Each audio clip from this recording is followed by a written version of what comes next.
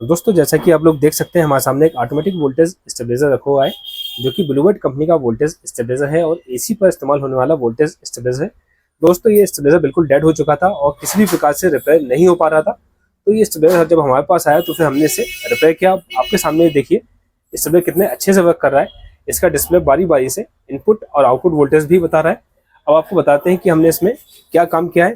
तो पहले हम इसे स्टेबलाइजर को खोलेंगे, फिर आपको अंदर से दिखाएंगे। तो पहले हम इसे स्विच ऑफ करते हैं, फिर आपको दिखाते हैं अंदर से कि ये कैसे दिखाई पड़ता है और हमने इसे कैसा काम किया है। देखिए ये ब्लूबर्ड कंपनी का न्यू मॉडल का वोल्टेज स्टेबलाइजर है और अंदर से देखिए ये फिलहाल तो अब ऐसा दिखाई पड़ता है कि हमने इसमें अपना डिस्प्ले इंस्टॉल किया है और प्लस ये हमारा सर्किट इसमें इंस्टॉल किया गया है। की वजह से ये स्टेबलाइजर बहुत अच्छे से परफॉर्म कर रहा है। ये जो सर्किट बोर्ड आप इसमें देख सकते हैं ये 2 ऑपरेटिंग रिले और एक टाइमर रिले की सर्किट है, माइक्रो कंट्रोलर सर्किट है। ये किसी भी ब्रांडेड या नॉन ब्रांडेड स्टेबलाइजर में बहुत ही आसानी से इंस्टॉल हो जाता है। इसमें किसी ट्रिगर ट्रांसफार्मर की जरूरत नहीं पड़ती है और भले ही आपका Microtek, V Guard, Livguard, Luminous, Bluebird किसी भी कंपनी का वोल्टेज स्टेबलाइजर सर्किट हमारा बहुत ही अच्छा परफॉर्म करता है। अब आपको बताते हैं इसके अंदर जो पुराना सर्किट लगा हुआ था वो कैसा था। ये देखिए ये जो पुराना सर्किट इसमें लगा हुआ था, आजकल ज्यादातर ब्रांडेड वोल्टेज स्टेबलाइजर में इसी तरह के सर्किट लगे हुए आते हैं।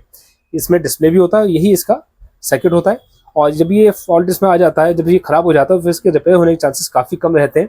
तो उस समय बड़ी दिक्कत होती है, हमारा पूरा स्टेबलाइजर डेड हो जाता है और अगर किसी के पास कोई स्टेबलाइजर रिपेयर के लिए भी आता है तो वो उसे सही से रिपेयर नहीं कर पाता और स्टेबलाइजर वापस करना पड़ जाता है। तो इसका सॉल्यूशन हमारे पास है। ये हमारा सर्किट बोर्ड और डिस्प्ले आप आसानी से यूज कर सकते हो। लगाना बहुत ही आसान, लगाने का तरीका आपको बता देते हैं।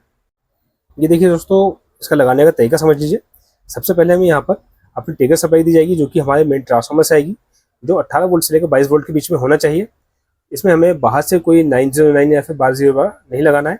और फिर देखिए ये लिखा है सी।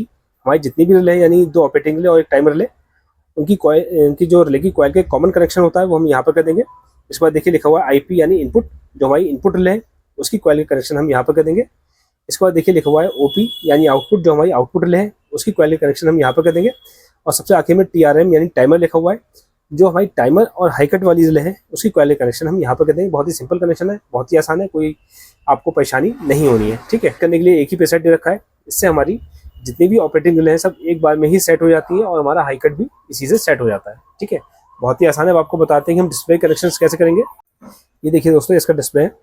इसमें देखिए सिंपल लिखा हुआ है N for neutral, IP for input, OP for output.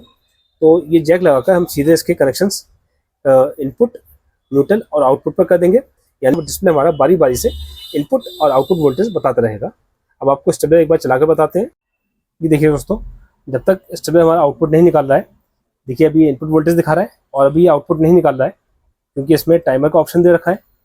तो आउटपुट हमारी 0 लिख रहेगी क्योंकि आउटपुट का करंट डिस्प्ले पर नहीं पहुंच रहा है। ठीक है, अब देखिए जब इसकी आउटपुट स्टार्ट हो गई है तो फिर डिस्प्ले पर ध्यान दीजिएगा। और ये जो मीटर आप देख रहे हो ये आउटपुट पर लगा हुआ है। बहुत अच्छे से ये सर्किट हमारा वर्क करता है और बहुत अच्छे से डिस्प्ले हमारा वर्क करता है।